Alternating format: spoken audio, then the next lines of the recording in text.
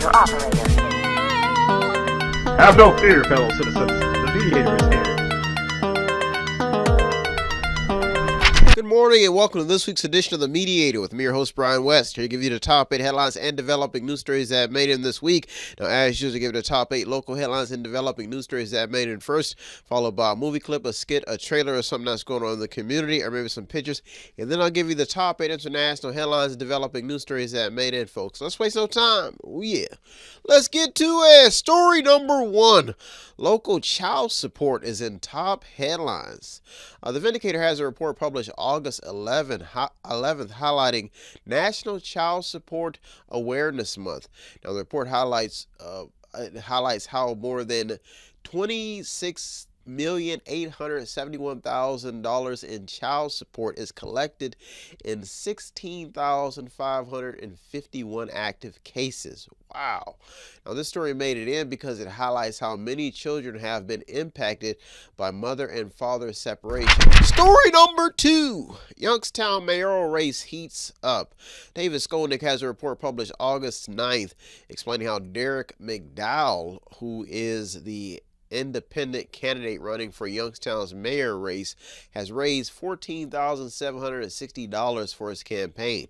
Now, the entire report has list by name who has been donating to each campaign, including Mayor Jamel Tito Brown. Now, the article ends by stating that the only other candidate left in the race is write-in Frank Bellamy. Now, Bellamy has run to be mayor of Youngstown before, folks. The deadline to file is August 25th. Story number 3. Vienna homing in on aviation. The Vindicator has a report out of Vienna explaining how the Pittsburgh Institute of Aeronautics School for Aviation Maintenance scheduled a public career exploration event before the airing of the show. Now, the event's main purpose is because aviation mechanics are in high demand due to a nationwide labor shortage. Now, thus getting the story to the top. Story number 4. Grants for the Jewish Community Center. The Vindicator has a report published August 12th stating that the Jewish Federation has recently received a grant for its adult day services, guardianship, mental health counseling, helping hand, and aging well programs. Now, the article lists other foundations that have received grants. Now, according to the report, Trumbull Memorial Health Foundation has been spreading the wealth. Now, the report also informs the local community about what has been taking place with the Jewish community. Story number 5. Downtown building makes top headlines. David Skolnick has a report published August 13th in what appears to be an abandoned ship. Now, this is an interesting story. Now, the report begins by explaining that plans for redevelopment have crumbled in federal downtown building. Now, the report states that $24 million in state and federal historic tax credits won't be used because they only had a certain amount of time. Now, the article really points out what everyone predicted and serves as another blow to the city, especially when you talk to downtown development and the buildings that are sitting empty.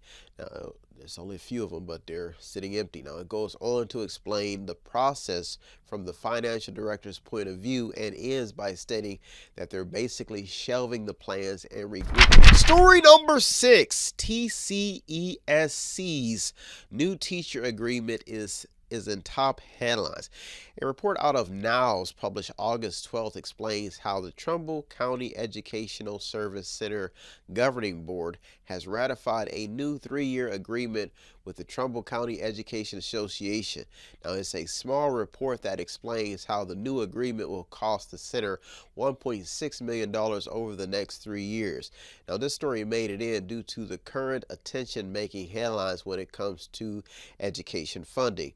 Now, the article ends by informing the public that the union represents more than 130 staff members and they're saying that they finally reached an agreement. Story number 7 and the top 2 local headlines in developing news stories that made this week for you to keep you informed, folks. If you don't get up this early and you do want to check out the show, I do upload it to the website on Monday, the website on the screen. So if you don't get up this early, you can check out if you want to just stay in tune and see what's going on, be updated.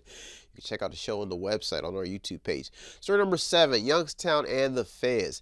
David Skolnick has a report published August 8th stating that federal attorneys are, I guess they're arguing that Youngstown must pay a $739,500 penalty to the United States for years of non-compliance when it comes to major wastewater improvement projects. Now, the article speaks on a topic often overlooked. It explains how the federal government wanted the city to build a $100 million gallon per day wet weather facility as part of the consent decree. Now, but Youngstown replied back that the project was too large and too expensive.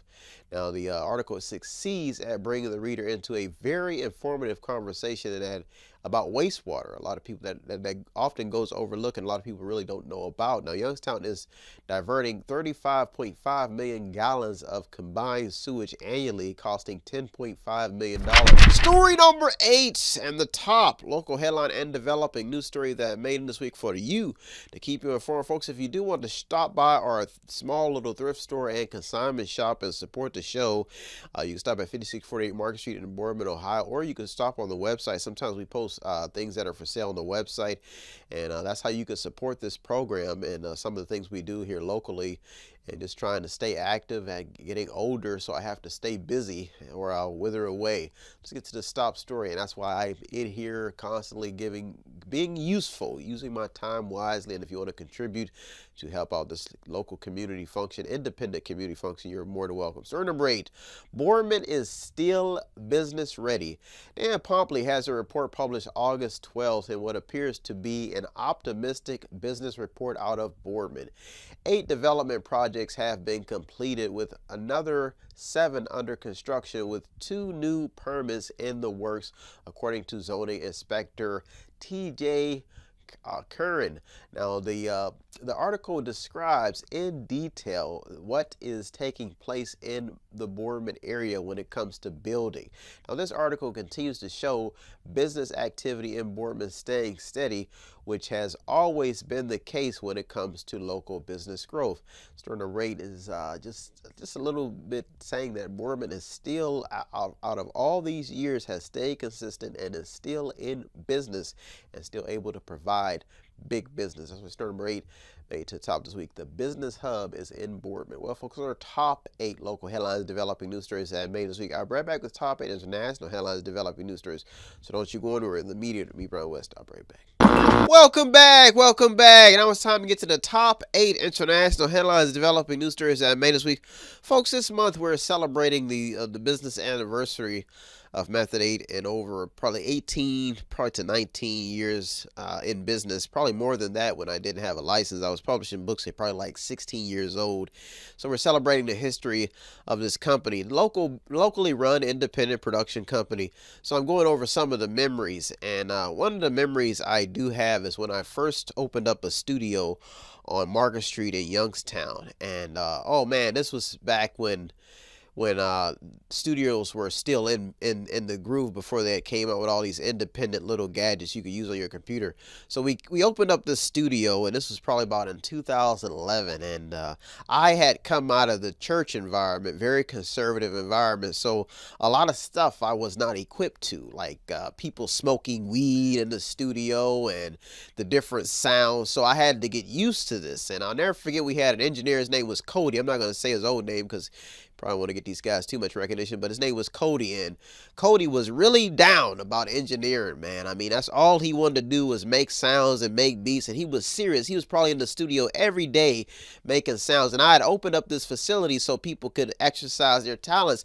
But one thing I did not know is that when you open up a studio, there is strife. There is gangs. There are gangs. There are people who don't like each other, and I did not know a lot of people when I came into into this area back in a while, because I was in the military and I came back, so I lost touch with a lot of people. But there was a guy who I used to go to school with. His name was I'm not going to say his whole name, but his name was Marquise, and Marquise knew everybody. I mean, he knew everybody. He had been in the hip hop scene with some rappers, and he had knew everybody. And he had his cousin, Mr. Scott, and they came in and they were going to help out. Well, Marquise was, I guess he knew fraternity and sorority brothers, and when we opened up the studio, I mean, that place was packed. There were people everywhere, everywhere. And I guess I come out of a different environment, so I had to get used to this type of environment, and it was a rude awakening for me. And I was not used to coming in and seeing people just rapping, and I mean talking about the streets, and I got defeated inside, and I switched up, and those guys moved on, and I moved on, and I started doing. I went back to a different genre, but I kept the ball rolling, but we had to move the studio around because I had some relatives that had passed away, and I don't think everybody really actually understood my mental capacity at that time. I had just come out of a very, very strict conservative environment, so I was not used to seeing these things. You come in and people just socializing and smoking weed, and people talking about things that you'd be like, wow. But that's what I had to get used to. I had to understand what this culture was like, and I had to learn that it really, I was into music, but I don't know if I was into the big industry type thing where everybody just kind of says what they feel, talk about what they feel, and it was unusual for me. But I do want to shout those guys out. They've all probably moved on with their life, but this was way back in 2011 when I first opened up a studio. So that's one of the memories I do remember. And I tell you one thing I do remember. Oh my God, they had to have some amazing women. Whew. When you talk about video women and the fact of a network of women, you see some of these women, they're big body women coming in, and they are ready to do some video work. But I it wasn't my cup of tea. But I did move on. I still do small projects, mainly PG. These guys were big time, and I guess I've never really been a big time kind of guy. I'm just a mediator, independent, small little town homie, not ready for the big time screen. But I do shout those guys out. They worked extra hard, and I do thank them that I did cross paths with them. I do visit them sometimes. Sometimes I even still donate to their organization. So shout out to the first engineering crew here at Method 8. And this business has been in business for over 19, or probably 18 to 19 years now, probably more than that without a license. So shout out to those guys. Let's waste no time, folks. Memories in this anniversary month. Let's get to it. Story number 1. Marijuana and how it affects babies hits national news. Speaking of marijuana, and like I said, still a big-time drug. People will live and die for marijuana. HuffPost has an interesting headline keeping the attention on recreational marijuana use. Now, the headline states that an Idaho woman who claims that she uses marijuana to help with morning sickness is being labeled by the state as a child abuser, because the report goes on further stating that she was using marijuana while pregnant. Now, thus keeping the medical and even recreational marijuana issue in top headlines, because children are caught in the middle because of the possibility of birth defects. Story number 2, the restaurant business. CNN has a report stating that restaurants are having it hard because costs continue to skyrocket as consumers cut back.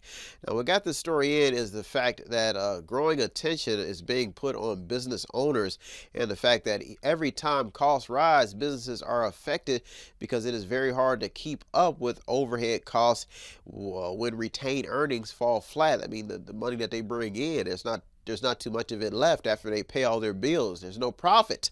Now, the number one concern is what will happen once restaurants start passing the cost to consumers. Now, this story is keeping the rising costs to do business in top headlines. Story number 3, doctors in need, but why? They work hard. They work so hard. Why are they in need? This is the big question. Now, Axios has a report by Tina Reed published August 12th stating that America's doctors are working harder and getting paid less. The report goes on to say that this could limit access to some patients. Now, what got the story in is because the new spending bill that limits coverage could drastically affect how doctors treat patients because of limited access to coverage, and could even decrease their pay because some people may not be covered at all. Folks, this story is still developing and could really put the Affordable Care Act back in top headlines if it hasn't already. Story number 4, the immigration story is weird. NBC News has a report explaining how the ICE in LA story is hanging on. The immigration. Now, the crackdown is real, folks, but the situations are weird because the Trump administration sees it from a legal perspective, and those affected see it from a constitutional perspective. Now, every president has deported those, just about every president, most of them, at least the majority in the recent time, have deported those in the country illegally or without lawful jurisdiction. Now, many have done it under the radar without it making mainstream news, but for some odd reason, these stories approach the situation from a civil rights angle, because the report states that some of these people that are being deported and affected are tangled in the web of those who are actually here legally.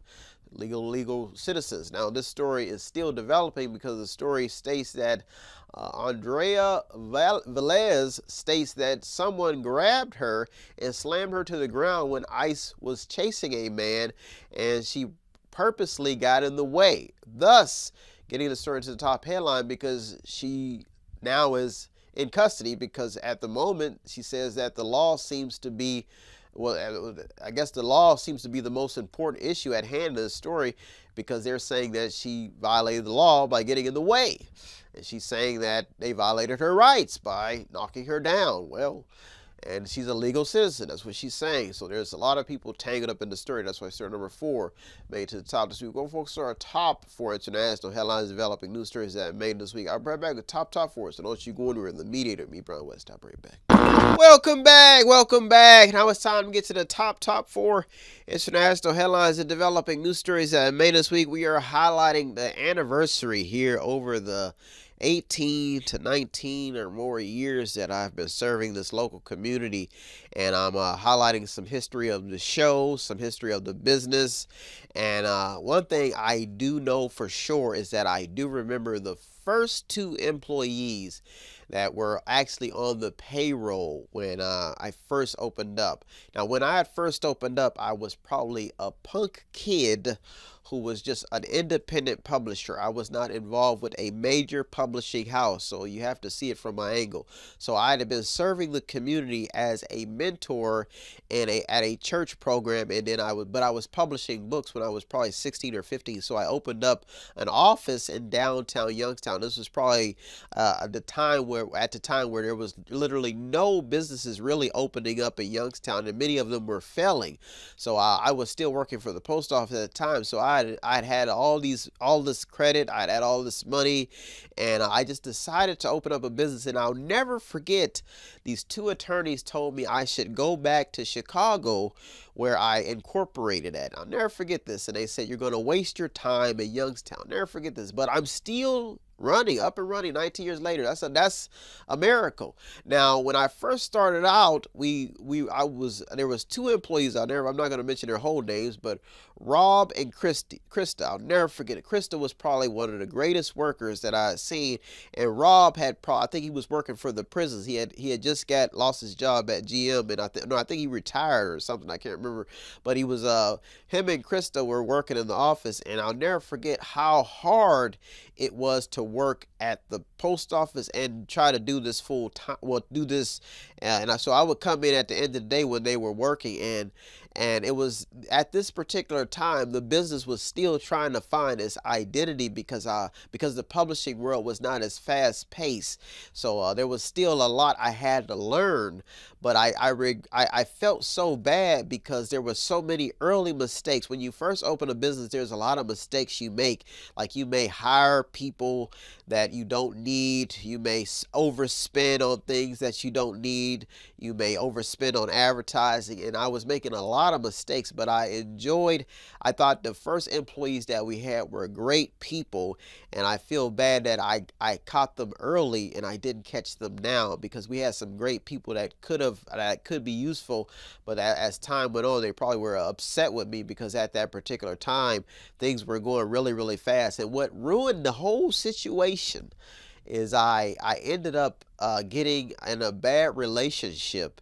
And the mayor at that time had made promises to businesses that they were going to get some community money for advertising, and I mismanaged some funds, and I had to regroup and relocate. And on top of that, I had to find another avenue to grow the business, so I went into the performing arts. But I do remember those first 2 employees, and you learn a lot when you first come in business. And I did. That's why every business, that most of them don't survive, because many of them don't regroup, and they can't function without financial backing. And thank God I did have a lot of financial experience, so I knew what needed to be done. But I do feel bad that I had to hire people and I could not keep them on long term. That's probably one of the only things that I feel bad, because I hate having to let people go or lay people off because we just didn't have the money at the time. But those are some of the memories that I do remember. And I'll never forget when we first opened up, all the people that were encouraging. You see the community come together, and on top of that, you see people who want to see growth. I had seen so many people, and I had spent so much money that I was starting to wonder, is after I spent all this money, I just got a little feeling. You get this queasy feeling inside when you first open up, and you don't know how you're going to get this money back. And that's what I do remember about our first few years of operation, celebrating over 18 years in business here at Method 8. So this year, we're talking about topics that about this business operation and how it's been functioning for this long, folks. Let's waste no time. Over 18 years of service to the local community. Started off a little shaky, but I'm still at it, still going, still doing things, still working and moving and meeting new people. And I do remember when I first opened up, man, that was an experience. It was such an experience that I had joined an IBO group. We flew all the way to North Carolina. I found out that it was not for me, and I got the hell out of there. I came back. Somehow I was able to get a flight, and now I'm back in the city. We went to North Carolina, and that was an experience. But it's been a long journey, folks. Let's waste no time. Let's get to it. Story number 5. It was an independent business ownership, and it was all about buying America. So this was story number 5, is about buying America seems to be in decline. And yes, this is an American-founded business. Axios has a report with the headline stating that the Buy America movement is fading. The report goes on to explain how Trump's trade agenda is the reason. Now, this shift is down from 60% in favor of America in 2022. Now, the report even shows a decrease in loyalty when it comes to certain products. Now, the report goes on to explain how consumers are putting value and affordability over loyalty to domestic manufacturing. Thus getting the story into the topic. Story number 6, the uninsured problem. Reuters has a report explaining how 10 million Americans will go uninsured due to Trump's tax and spending law. Tax and spend law. Now, such stories have stayed in top headlines. Now, this would be a failure on Trump's part after the passage of the Affordable Care Act was such a big thing, especially if people can't get insurance. Now, the Trump administration has to find a way to find something that works for poor and middle class America before this voting group, Trump's voting base swings the pendulum back to the other direction. Folks, this story is still developing. Story number 7 and the top 2 international headlines and developing news stories that I made this week for you to keep you informed. Folks, if you do not get up this early, you can check out the website on the screen. I do upload the show to our website on Mondays if you want to catch out the top 8 and see what's going on around you. Story number 7, the price problem. CNBC has a headline stating that wholesale prices rose 0.9% in July, which was much more than expected. The entire report shows inflation as still being a threat to the U.S. economy. Now, the price story could become a huge problem if this keeps up. Now, the report does mention Trump's tariffs as a factor, folks. This story is still developing. Story number 8 and the top international headline and developing news story that I made this week, folks. If you do want to show some support and you like to be a collector of stuff and you're a hoarder, then you may be in business here, because we have a consignment store and a thrift store, and that's how we that's how we raise money to do the things that we can do. So if you want to show some support, it does not take much. You do visit the website on the screen, buy something, click on something, watch something, read something, order to sponsor a program, or you can stop at the store at 5648 Market Street in Boardman, Ohio, and see my smiling face. Story number 8, Trump is winning the tariff game, and the next deal could be yours if it's possible. Fortune has a report published August 12th stating that Trump's tariffs are bringing in so much money that the next move could be to reduce the $37 trillion national debt. Now, this story has stayed in top headlines for a few weeks, now sparking a number of other news stories, including ones regarding the cause of inflation and higher prices. Now, a DC-based think tank estimates that the tariffs will bring in an estimated $1.3 trillion of net new revenue, which is a $6 billion leap forward from the tariffs in effect as of May. Now, this could be a major win for Trump when it comes to the capitalist America, the capitalist side, but other issues remain at play, because money may pay the bills, but there are a number of other issues which could shine light on the next big deal that could either be the taxpayers or the deficit. I mean, do you make a deal with the taxpayers, or do you just pay off some bills?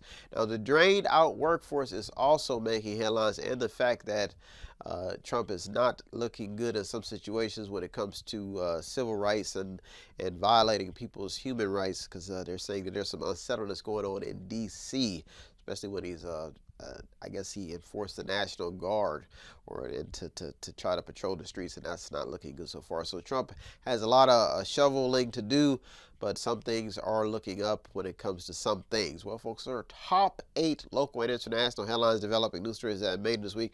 I hope you got something out of today's program. I always get something out of doing the research. As usual, I'd like to thank all the news outlets, journalists, people on the front lines. You deserve all the credit. I'm just the mediator, the man in the middle, navigating your news stories just to keep people informed. Folks, if you do want to show some support, it does not take much. All you do is visit the website on the screen, buy something, click on something, watch something, read something, order to sponsor a program, or you can stop by the store at 5648 Market Street in Boardman, Ohio, to support this mission-run business that's been in business, celebrating over 18 to 19 years in business. Well, folks, I'm out of here. I'll be back next week, Lord willing, look through over 200 or more stories just to keep you informed. Thank you for tuning to the Mediator this week with me, Brian West. Peace. Have no fear, fellow citizens.